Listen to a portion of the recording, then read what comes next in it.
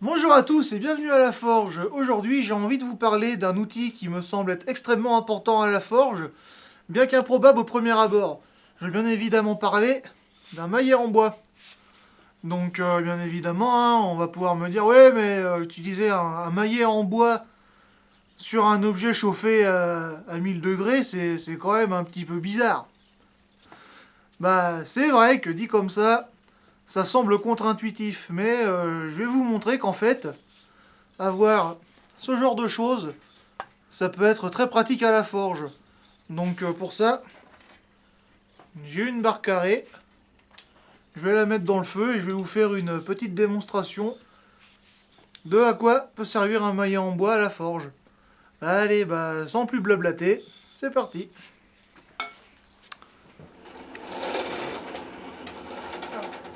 Alors ma barre est chaude. Alors du coup, l'intérêt d'un maillet en bois, c'est admettons lorsque l'on veut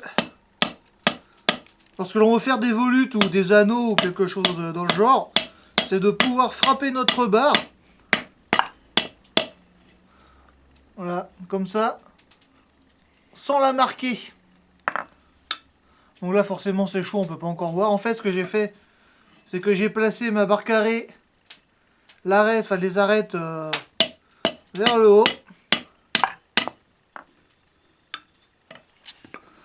On va attendre que ça refroidisse un peu.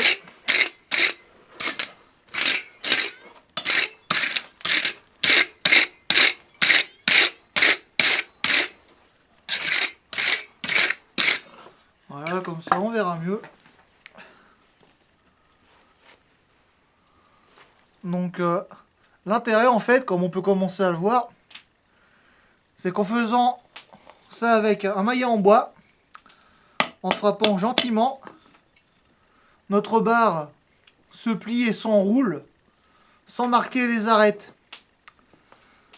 Donc évidemment ça marche aussi sur une barre plate, hein, si on veut l'enrouler sans laisser de traces de marteau. Le meilleur allié pour ça, c'est un maillet en bois. Maintenant, bah écoutez, je vais chauffer l'autre extrémité de ma barre et je vais vous montrer la différence avec un marteau. Donc bah voilà, maintenant que c'est bien froid, on voit que l'arête est encore bien franche et bien nette. Et vous allez voir quand je vais utiliser mon marteau, ça va pas être la même mayonnaise. Donc bah c'est parti. Et voilà, l'autre extrémité de ma barre est chaude. Donc comme tout à l'heure, arrête vers le haut et en tapant avec la même force. Donc forcément, ça s'enroule plus vite. Mais vous allez voir que l'arête n'a pas subi le même traitement.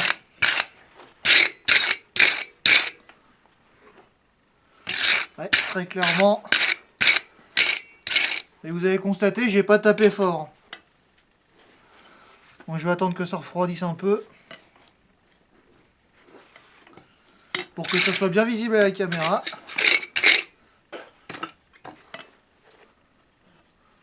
Donc là, je sais pas si on voit déjà.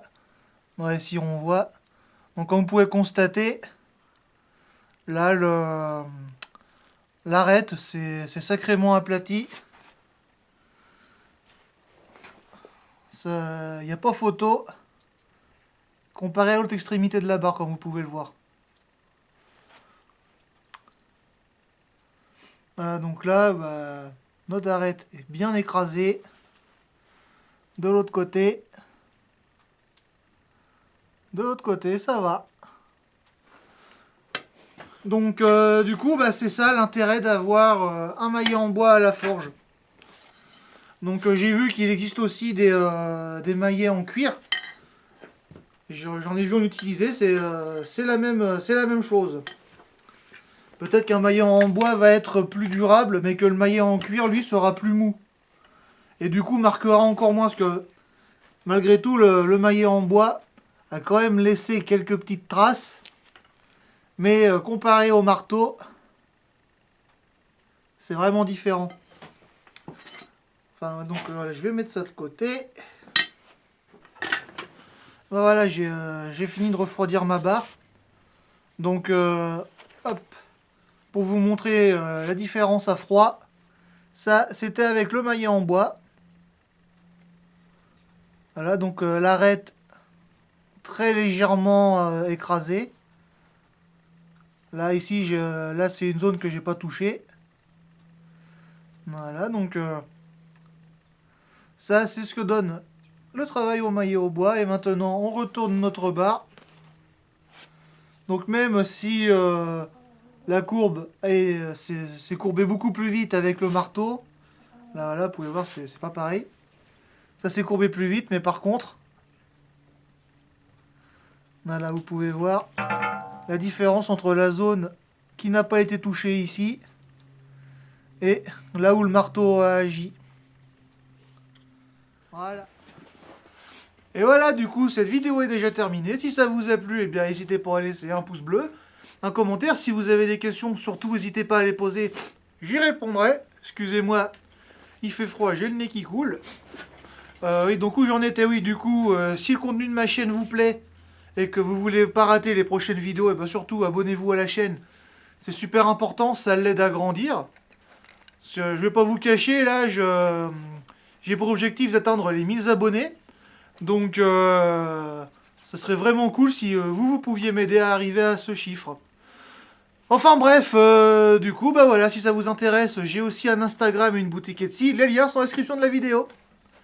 Allez, moi je vous souhaite une bonne journée. Je vous dis à la prochaine pour la suite de mes vidéos. Allez, salut tout le monde!